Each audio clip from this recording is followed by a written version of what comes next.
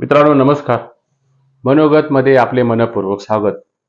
आज आपण बोलणार आहोत अर्थातच पुन्हा एकदा एकनाथ शिंदे आणि शरद पवारांच्या विषयावर या व्हिडिओच्या माध्यमातून बोलतोय.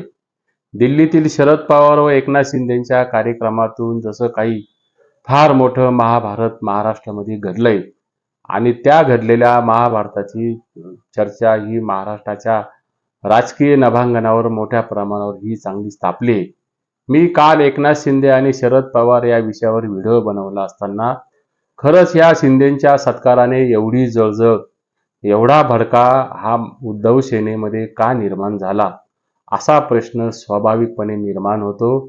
त्याच प्रश्नाच्या संदर्भात ह्या व्हिडिओच्या माध्यमातून प्रकाश टाकण्याचा अल्पशा प्रयत्न मी आपणाशी या ठिकाणी करत आहेत. मुळात एका पुरस्कार वितरणातील कार्यक्रमातील वक्तव्याची एवढी मोठी राजकीय चर्चा एकनाथ शिंदेच्या बाबतीत जर होत असेल तर ही गोष्ट मात्र निश्चित काही साधीसुधी नाही, हे मात्र या ठिकाणी प्रथम समजून घ्या. मुळात चर्चा ही नेहमी यशस्वी आणि कर्तृत्ववान पुरुषाचीच होत असते. कर्तृत्वहीन माणसाची चर्चा ही समाजामध्ये, राजकारणामध्ये ही कधीच होत नसते. आणि एकनाथ शिंदे हे कर्तृत्वाच्या कसोटीवर उतरल्याने तो कर्तृत्वाचा मापदंड हा एकनाथ शिंदेंना अतिशय तंतोतंत लागू पडतो. त्यामुळे विधानसभा निवडणूक महायुतीमध्ये एकनाथ शिंदेच्या नेतृत्वाखाली लढल्या गेल्या होत्या. त्यामुळे ते महायुतीचं निर्विवाद यश हे एकनाथ शिंदेच्या श्रेयाकडे जातं. महायुतीचं निर्विवाद आणि घवघवीत यश हे एकनाथ शिंदेच्या अकाउंटवर या ठिकाणी जमा झालेलं आहेतच. त्यामुळे महायुतीला विधानसभा निवडणुकीत एकनाथ शिंदेच्या चेहऱ्यामुळे राज्यात घवघवीत यश मिळालं, असंच राजकीय वर्तुळात बोललं जातंय. भारतीय जनता पक्षाने विधानसभेची निवडणूक आटोपल्यानंतर आपली राजकीय सत्तेची पोळी भाजून घेतल्यानंतर सुरुवातीला एकनाथ शिंदेना मुख्यमंत्री पद देण्यावरून, त्यानंतर गृहमंत्री पद देण्यावरून आणि त्यानंतर पालकमंत्री पदाबाबत आणि एकनाथ शिंदेच्या सहकाऱ्यांना खाते वाटप करण्याबाबत जी एकनाथ शिंदेच्या गटाला दुय्यम दर्जाची वागणूक दिली आणि ती भावना एकनाथ शिंदेमध्ये अन्यायाची भावना प्रबळ झाली. त्यामुळे एकनाथ शिंदेची नाराजी ही कधीही लपून राहिली नाही. कुठल्या ना कुठल्या माध्यमातून एकनाथ शिंदेची नाराजी ही सतत आणि सातत्याने ही उफाळून आली देखील आहेत. त्याची परिणिती म्हणूनच एकनाथ शिंदे मंत्रिमंडळ बैठकीला व फडणवीसांच्या बरोबरीने कुठल्याही कार्यक्रमात नंतरच्या काळात हे दिसत नाही, हे मात्र या ठिकाणी मान्य करावं लागेल. ठाणे जिल्हा हा तसा एकनाथ शिंदेचा पारंपरिक बालेकिल्ला समजला जातो. या ठाणे जिल्ह्यातील नियोजन समितीच्या बैठकीला एकनाथ शिंदेंनी दांडी मारून आपली उघड नाराजी या ठिकाणी व्यक्त केलेली देखील आहेत.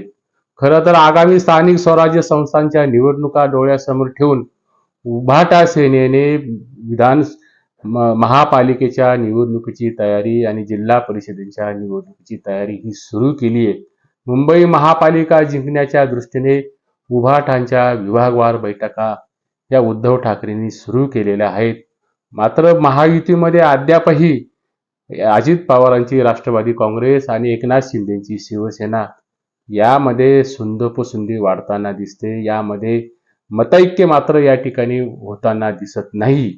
त्यात शिंदे फडणवीसांचे सूर हे मागच्या सत्तेमध्ये चांगले जुळले होते. दोघांमध्ये मैत्रीची भावना अतिशय वृद्धिंगत झालेली होती. असं असताना एकनाथ शिंदेच्या आणि फडणवीसांच्या मैत्रीला दृष्ट लागल्याचं दृश्य काही दिवसांमध्ये महाराष्ट्रात हे दिसायला लागलं. अजित पवार ज्यावेळेस महायुतीमध्ये त्यांचा चंचू प्रवेश झाला आणि महायुतीमध्ये अजितदादांच्या प्रवेशामुळे एक स्पर्धा या ठिकाणी निर्माण झाली आणि त्यातून महायुतीमध्ये सरस आणि निरस या भूमिकेतून महायुतीमध्ये वर्चस्ववादाची आणि आरपारची लढाई ही दादांच्या एंट्रीने या ठिकाणी निर्माण झाली. त्यामुळे एकतर तू राहशील नाहीतर मी राहील या उद्धव ठाकरेंचा मंत्र घेऊन एकनाथ शिंदे संधी जेव्हा जेव्हा मिळेल किंवा ज्या ज्या वेळेस त्यांना तशी वेळ येईल त्यावेळेस ते आलेल्या संधीचं, आलेल्या वेळेचं, आपल्यावरील झालेल्या अन्यायाचं परिमार्जन म्हणून ते महायुती सरकारमध्ये कधीही पलटवार करू शकतात किंबहुना ती उधारी ते चुकवू शकतात, हे मात्र या ठिकाणी अजिबात विसरता येणार नाही. अजित पवारांशी देवेंद्र फडणवीसांची अलीकडेच होत असलेली घट्ट मैत्री, त्यामुळे देवेंद्र फडणवीस हे आपल्याला म्हणजे एकनाथ शिंदेना अनदेखा करत असल्याची भावना ही शिंदेमध्ये आज निर्माण झालेली दिसते, किंबहुना ते सत्य देखील आहेत. त्यामुळे आज तरी भाजपला एकनाथ शिंदे हे नको नकोसे झाले. महाराष्ट्रातील सत्ता स्थापनेला 3 महिने जवळपास पूर्ण होत आहेत, तरीही अंतर्गत धुसफूस ही महायुतीमध्ये कमी होताना दिसत नाही. आधी सुरुवातीला एकनाथ शिंदेना मुख्यमंत्री पद देण्यावरून वाद झाला, त्यानंतर एकनाथ शिंदेना गृहमंत्रीपद आणि त्यानंतर एकनाथ शिंदेच्या सहकाऱ्यांना खाते वाटपाबद्दल आणि पालकमंत्री देण्याबद्दलचा तिढा हा दिवसेंदिवस वाढत गेला. त्यातून एकनाथ शिंदेंवर अन्याय होत असल्याची भावना ही महाराष्ट्रातील त्यांच्या सैनिकांमध्ये निर्माण झाली. त्यापेक्षाही जास्त वाईट गोष्ट म्हणजे एकनाथ शिंदेच्या बालेकिल्ल्यात ठाण्यामध्ये गणेश नाईकांना भाजपने पुढे करून सहपालकमंत्रीपद देण्याच्या विचारात भाजप असल्याचं त्यांच्या सूत्रांनी हे जाहीर देखील केलेलं आहे. त्यामुळे एकनाथ शिंदेच्या बालेकिल्ल्यात भाजपने शेळ देण्याचा प्रयत्न या ठिकाणी सुरू केला असल्याचं राजकीय वर्तुळात बोललं जातं आणि तसं मानलं देखील जातंय.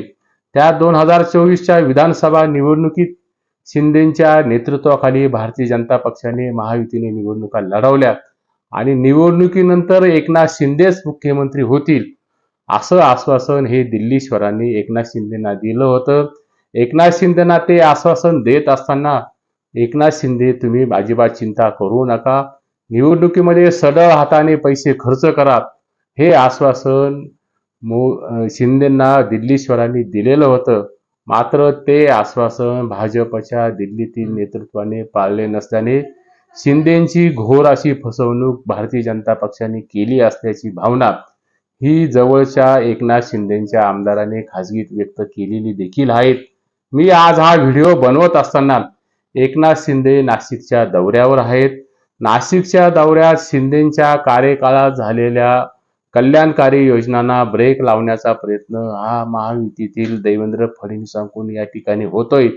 असा प्रश्न जेव्हा एकनाथ शिंदेंना एका पत्रकाराने विचारला, त्या प्रश्नावर शिंदेची देहबोली ही बरंच काही सांगून गेली. एकूणच की काय भाजपने विधानसभा निवडणुकीत 132 एवढ्या जागा जिंकल्या. भाजपचा स्ट्राईक रेट हा सरासरी 90% होता, 90% राहिला. एवढं घवघवीत यश भाजपला नरेंद्र मोदींच्या 2014च्या लाटेत देखील मिळालेलं नव्हतं. येत्या काही महिन्यात महाराष्ट्रातील मुंबई, नाशिकसह 27 नगरपालिकेच्या निवडणुका या होणार आहेत. काही ठिकाणी जिल्हा परिषदेच्या, पंचायत समितीच्या निवडणुका देखील या महाराष्ट्रामध्ये होऊ घातलेल्या आहेत. या निवडणुकांची तयारी म्हणून भाजपने ठिकठिकाणी जोरदार तयारी चालवली. त्यासाठी बैठकांचं सत्र देखील हे भारतीय जनता पक्षाकडून सुरू झाले. विधानसभा निवडणुकीनंतर पदाधिकाऱ्यांशी संवाद साधताना भारतीय जनता पक्ष भविष्यात स्वबळावर सत्तेत असेल असं अमित शहानी महाराष्ट्रातील एका भारतीय जनता पक्षाच्या कार्यक्रमात बोलले होते. त्यामुळे आगामी विधानसभा निवडणुका भारतीय जनता पक्ष स्वबळावर लढण्याची तयारी सुरू केली असंच या ठिकाणी मानलं जातंय. आणि ही स्वबळाची तयारी म्हणजे मित्र पक्षांना या ठिकाणी पुढच्या दृष्टीने धोक्याच्या सूचना देणाऱ्या आहेत. या भाजपच्या हालचालीमुळे मित्रपक्ष असलेला एकनाथ शिंदेची शिवसेना आणि अजित पवारांच्या राष्ट्रवादी काँग्रेसची कोंडी ही निश्चितपणाने निर्माण झाल्याशिवाय राहणार नाही. त्याची परिणती म्हणून की काय एकनाथ शिंदेंना पद्धतशीरपणाने साईडलाईन करण्याचा प्रयत्न हा भारतीय जनता पक्षाकडून या ठिकाणी होतोय. हा प्रयत्न एकनाथ शिंदेच्या बाबतीत जसा होतोय तसाच प्रयत्न पुढच्या कालखंडामध्ये अजित पवारांच्या बाबतीत झाल्याशिवाय राहणार नाही. अजित पवार हे क्रमांक 2 वर असतील. अजित पवारांना वेळ आल्यानंतर साईड ट्रॅक हे नक्कीच हे केलं जाईल. याबद्दल मात्र राजकीय विश्लेषकांमध्ये हे मतैक्य निश्चितपणाने निर्माण झालेलं आहे. एकूणच की काय कुठलीही खाट ही दोघांसाठीच बनवलेली असते.